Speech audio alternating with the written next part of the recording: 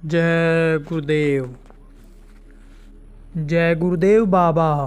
उमाकांत जी ने बताया, मनसा वाचा कर्मणा, कर्म कैसे बनते हैं और कैसे काटे जा सकते हैं। जो जानकार गलती करता है उसे सख्त सज़ा मिलती है। ध्यान रखो।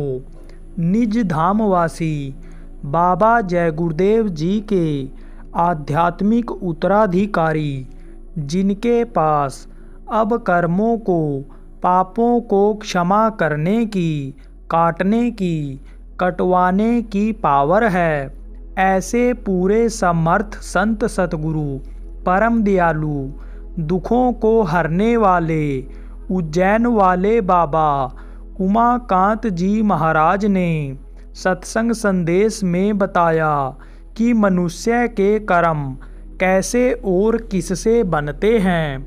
मनसा वाचा और कर्मणा, मन में जो आदमी सोचता है कि इनका अनिष्ट कर दूंगा, मार काट दूंगा, इनकी बहन बहू के साथ ऐसा कर डालूंगा, उसका लगता है मनसा पाप, वाचा पाप।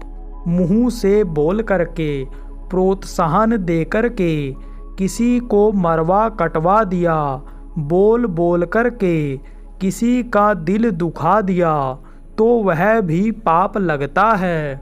और कर्मणा, शरीर से जो कर्म करता है, तो यह जितने भी कर्म हैं, यह प्रारब्ध के अनुसार ही आदमी करता है। उसी तरह से उसकी आदत बन जाती है। इसलिए यह भी कहा गया है, आदमी का स्वभाव जल्दी नहीं छूटता है। जब बहुत सत्संग सुनता है तब स्वभाव में परिवर्तन आता है। इसलिए कहा गया है, बराबर सत्संग सुनते रहना चाहिए। क्रियामान कर्म किसको कहते हैं? इस शरीर से ज़्यादा कर्म बनते हैं। इस शरीर में कर्म इंद्रियां हैं। आँख, कान, मुँह, नभ्या आदि इंद्रियां हैं। हाथ पैर भी इसी शरीर के अंग हैं। तो इससे भी कर्म बनते हैं और वह कर्म कुछ जान में, कुछ अनजान में बन जाते हैं। अनजान में बने कर्म भी असर करते हैं। जान में बने कर्मों की माफ़ी जल्दी नहीं होती, तो इससे कर्म बनते हैं और उसकी सज़ा आदमी को भोगनी पड़ती है। वह जल्दी कटती नहीं है। जो जानकर गलती करता है उसे सख्त सज़ा मिलती है। जो जानकर के गलती करता है उसे सख्त सज़ा मिलती है। इसलिए कभी भी किसी भी पशु पक्षी का, जमीन पर चलने वाले जानवर, आसमान में उड़ने वाले पक्षी, जल में रहने वाले जीवों के मांस को मत खाना, अंडा मत खाना।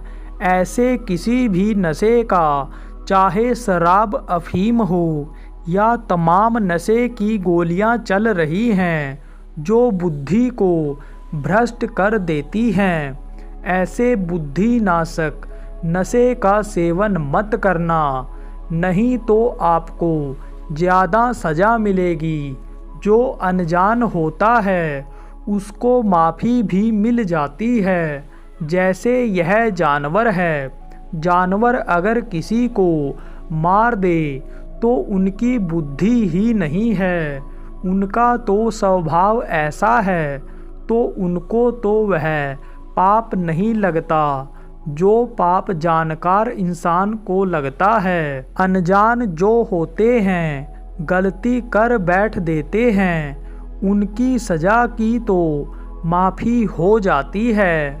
लेकिन जानकार के जो गलती करते हैं, उनकी सज़ा की माफ़ी नहीं होती है। मैंने देखा, सत्संगी गलती करके आया और गुरु महाराज से कहा, गुरु महाराज, मुँह फेर लिए, जानकर के ऐसी गलती करते हो, क्या मतलब है। और अनजान आया, बोला महाराज मुझसे गलती बन गई, मैं जानता नहीं था, मैं तो पहली बार आपके आया, मेरे ऊपर अब दया कृपा मेहरबानी कर दो। बोले दोबारा मत करना, माफ़ी हो गई। तो अनजान की माफ़ी हो जाती है, जानकार की माफ़ी नहीं होती है। इसलिए जान करके ऐसी कोई गलती मत करना कि जिसकी सज़ा शरीर जीवात्मा को भी मिल जाए। ऐसा कोई काम आप मत करना। पाप कर्म कैसे कटते हैं। गृहस्थ आश्रम में कुछ अनजान में भी पाप बन जाते हैं। किसी जीव को न मारो, लेकिन पैदल जा रहे हो, चींटी मर गई, घर में लिपाई हो रही है, कीड़े मकोड़े लिपाई में मर गए, लकड़ी में कीड़े हों नहीं देख पाए हो, चूल्हे में जल गए हो, आदि तो पाप तो लगा। तो वह पाप आप किसी भूखे को रोटी खिला दो, प्यासे को पानी पिला दो, कोई दुखी है उसके दुख को दूर कर दो, उससे यह पाप क्षमा हो जाता है।